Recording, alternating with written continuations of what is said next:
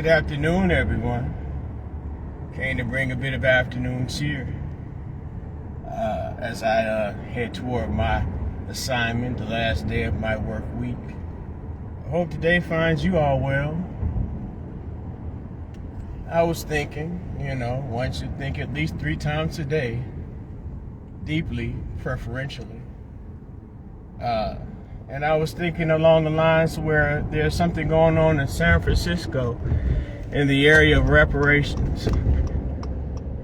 And in a way that's interesting to me because I never really considered San Francisco or California. I guess I'm sure there was impact by the slave trade. I never considered those areas to be slave colonies.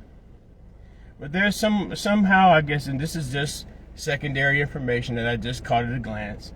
There's been an announcement there's going to be $2 million. There's a proposal that there's to pay $2 million as a restitution amount for those who I guess were afflicted somehow. I don't know whether it might be something totally different. It might not have to do with direct chattel slavery. Maybe it have to do with just discrimination in that particular area. But nevertheless, this was proposal has been made. Now, I have my own individual views about reparations. I do, and then one thing I can 100% agree on, that it is a debt that is indeed owed to my ancestors, and by that, owed to me as their survivor.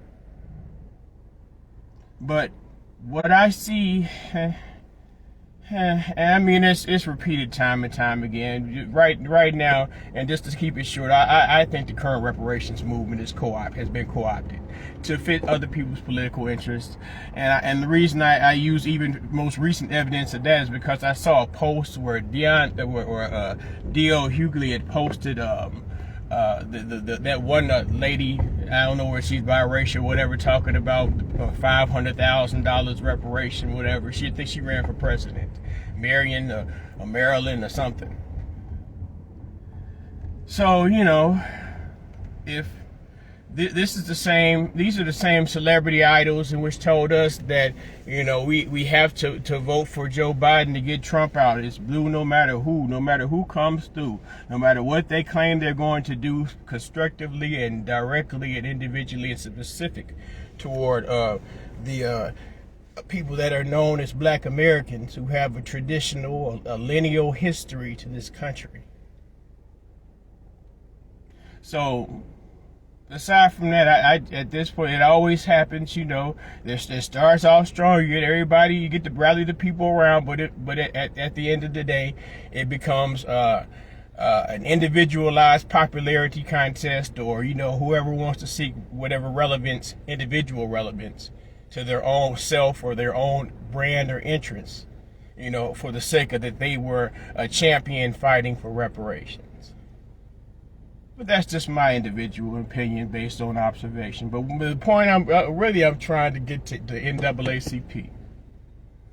Now, the NAACP, I read a headline that said that they slam. I think I got the headline open. I should have a little time to read off of it when I get to my destination of the plantation. The NAACP slams that proposal. They say that they have other plans, and as you analyze, and I won't say what the listing of those plans were, those counter measures as opposed to cash. But I do know from my observation, I can recall from my memory as of reading them, that they pretty much fortified, and it was just a recycling of whatever monies came from transgressions that the reparations would pay. That would just be recycled through them by way of gesture.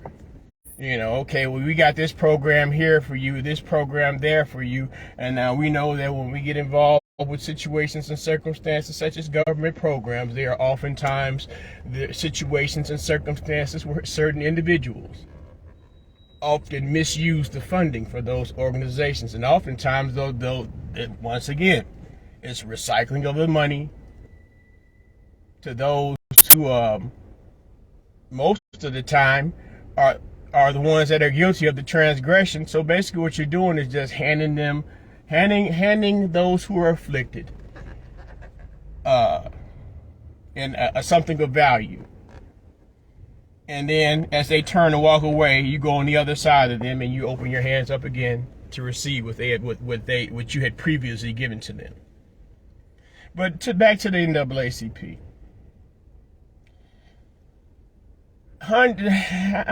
I'm sure that at this point, if they haven't passed the point already, they're nearing the point where is going to be 100 years of the NAACP being in existence.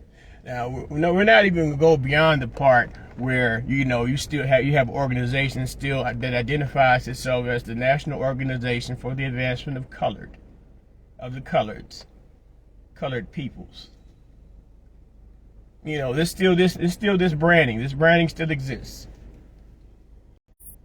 But you think and you wonder, you ask yourself, well, even after all this time, this organization has been in effect. This organization has been going. The NAACP, donate to the NAACP, the NAACP scholarship, which is a recycling of the money that you gave in donations.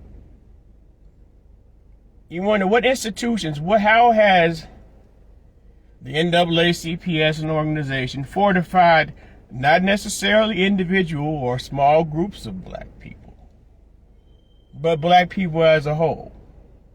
Now, I can go from my own anecdotal experience with the NAACP, where I believed I had a discrimination lawsuit against a certain university, popular university in Nashville, Tennessee, a popular white university. I went in there and to seek the help of the NAACP because, at that time I was a card-carrying member of the NAACP. Only to be, I guess I kind of blacked that out because it was just, just a traumatic disappointment. But as years go on, you read about the NAACP, who founded the NAACP. And I guess it's kind of like, in my mind, it seems as if the NAACP is a way to funnel black, whatever. I guess it's like sort of like a Lee Merritt or Benjamin Crump situation where they're utilized to funnel incidents that affect black people, and then they, like, whether it be a violent or civil rights violation of black people, and they utilize that in order to reinforce whatever legal representations or legal interests. I mean, I guess, all things is business at the end of the day. Even law, education, everything, has a business frame behind it. But it appears to me, it has always appeared to me, because I think about, the certain news where the NAACP, rallies to bury the word nigga. And it's like you hear folks like Dick Gregory say, when the decision was made to bury the word nigger, there wasn't a black person in the room. These are methods and tools of erasure. So, in short, I guess I can't say in short because I've been going on for a minute about the NAACP. The NAACP has pretty much been, it is a buffer, but it's a different kind of buffer, between the systems of oppression versus the black person in the country, in America. To avoid being general and say white supremacy, the buffer between white supremacy and those who are considered black, African American, Negro, and nigger folks in America. The buffer that's between that, they're buffer organizations. The NAACP, I consider to be one of them, because what they are designed to do is to the outrage that black people may have at a particular time, the embarrassment, the pain, the anger, rage, anger, same thing, the hopelessness, the fear, with the NAACP serves as an organization to placate or to calm You know, it's sort of proverbial, the Negro whispering organization. So why be surprised when you find out that the NAACP has decided, well, black people don't need cash money, or whoever's afflicted by this whoever were eligible for these reparations, I imagine. Black people don't need cash money. They'll just run off and do something foolish with it. So what we're going to do is we're going to make the executive decision on behalf of black people as this 100-year organization known as the National Association for the Advancement of Colored Peoples. We're going to make this executive decision to say no. Don't give the Negroes, don't give the blacks cash.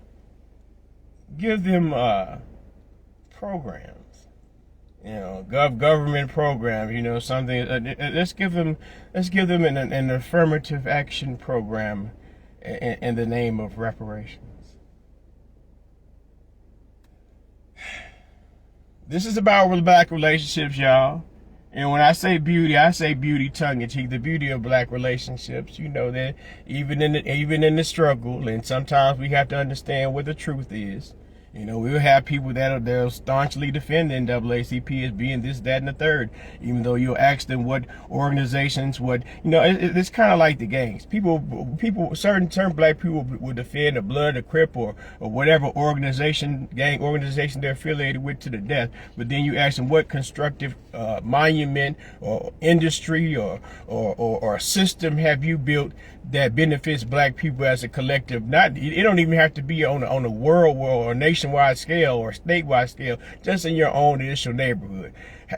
What is the trade-off for you being representing who you are in this particular neighborhood for the people who have to live in that neighborhood with you? So I'm asking that of the NAACP. We're supposed to uphold y'all, but you know what I'm saying? I think they had the last awards show. And I mean, I don't, any adult, able-minded thinking person can make any kind of decision they want in regards to the alterations and the changes of their body and things of that nature. But don't utilize, and this is the National Association for the Advancement of Colored People.